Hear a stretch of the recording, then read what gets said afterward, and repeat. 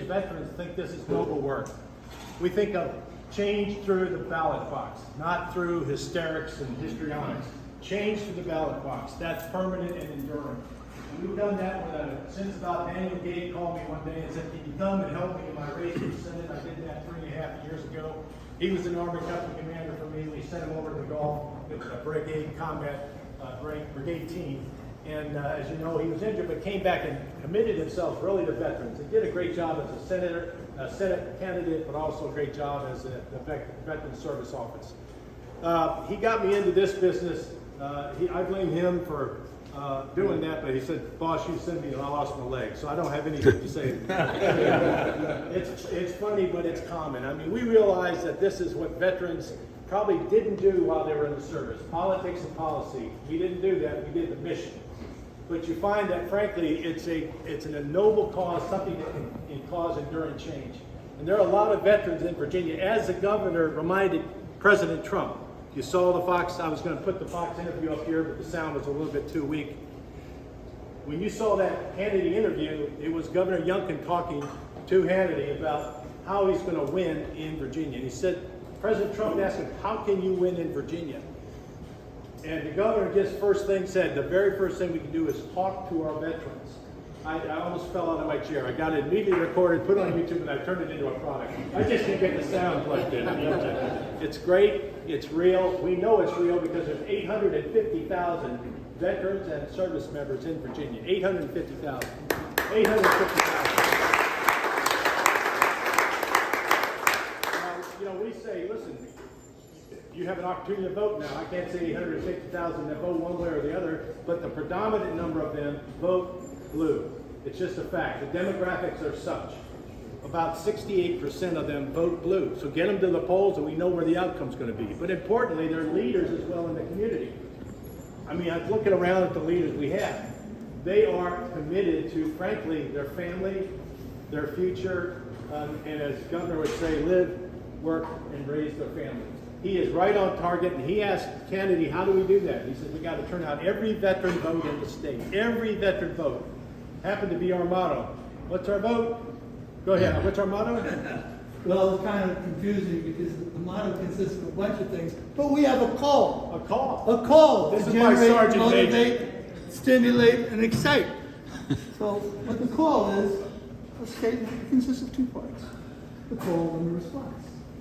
How many have been active duty? How many of you yelled like a fool? How many of you yelled words like a fool when you're running down the road? Had special greetings. We have one. Our motto is every veteran, every vote. The call is every veteran.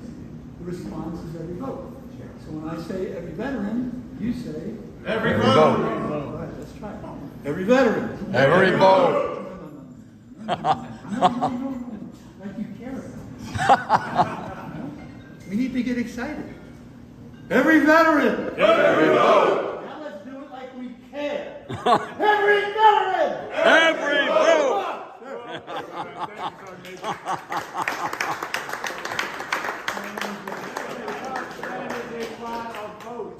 What we find is, if we looked at the number, Arch, where are you? Raise your hand, Arch. Where are you?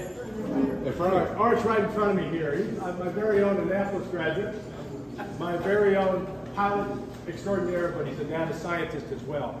He's worked the data. We can look at it top to bottom across the state, and we can tell you that although we have more veterans of Republican type, the Democrats turn out more than we do. Yes, sir.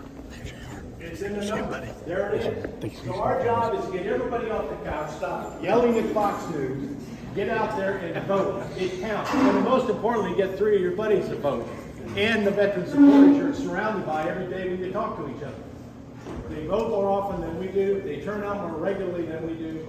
But the numbers say we can win in this state if we get the veterans to turn out, even equal to what our Democrat friends are doing. Even equal, we can win because we have a greater number in general. They're consistent. We looked at the last 7 elections. The trends are there. And we are more than willing to work with the GOP here to say, here's the numbers we have by unit. By unit. In fact, we're sending out a letter to all the unit chairs in the state with the help of Rich Anderson. And he said, listen, I'll help you in any way I can. I said, I got to communicate with every unit chair in the state Southwest as well, because you can't leave a single vote on the table. And Hung Kao and the president will not get reelected unless we get every vote in the state turned out. So if we can get all the unit chairs, Hung Kao has arrived, Hung Kao's in the house.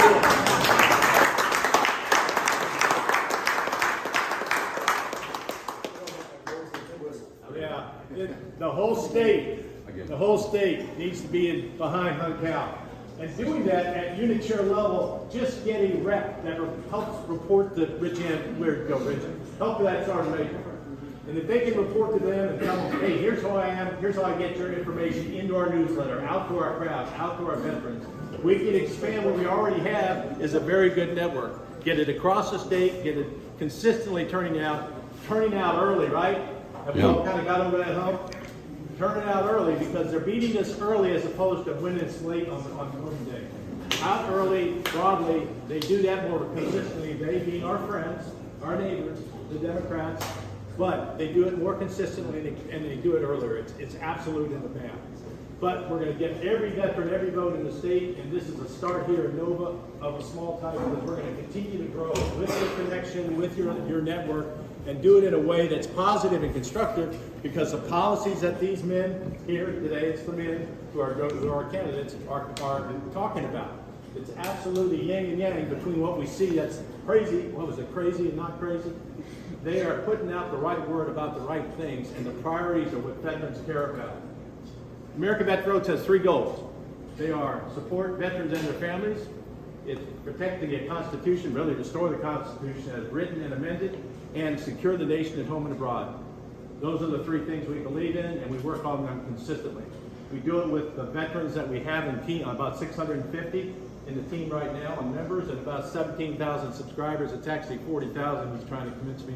It's 40,000 subscribers, but that gets as far as we can get. We got to expand, and really focus on the goals, keep them pointed at the candidates that are frankly in front of them and giving them the right steerage towards victory. We don't worry about winning the arguments in AVV as much as we worry about winning the elections.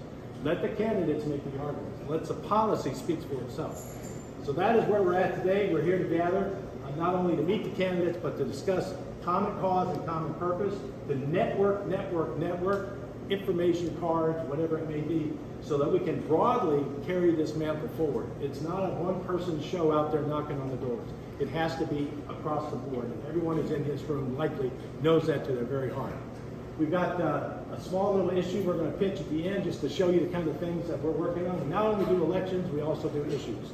Issues from our 501c4 and victory from our 527, 2 parts of AVV. People have said, I don't know about you, I didn't know about you. I'm dying to get an interview on Hannity. Anyone know Hannity?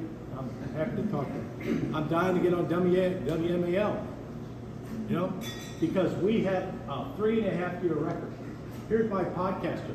He's been working for us, talking, you know, this man talks for a living. This guy. I just talk. No, and he has 4 degrees, working on his 5th, and he's working as everything he's doing is touching people and touching hearts, and we really love supporting this man right here. And we're meeting Mike Clancy. By the way, everyone's named Mike here. I have everyone that says Hung Kao. Thank you. You did that well. That means Mike. We have Mike. We have everybody. Paul, you and I will be oddballs here.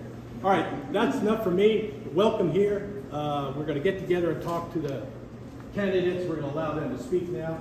Another Mike. Mike is going to introduce them. Please stick around afterwards. Have a chance to network and talk and discuss. We've got to break this blue wall. We've got to break this blue wall. And we're going to do it with, in this case, the veteran key. We're going to put that key in. Everybody knows that everyone in our neighborhood, everyone in our school board, everyone in our PTA, you can say, how many are veterans in here? 2/3 raise their hand. But they're not on the voting rolls. They're not consistently voting the way they need to in Northern Virginia. So what I'd like to do is make sure we light the fire here, and for common cause, we go for victory. Victory with these candidates, victory in Northern Virginia, and victory for Hung Kao statewide and President Trump. Thank you, ladies and gentlemen.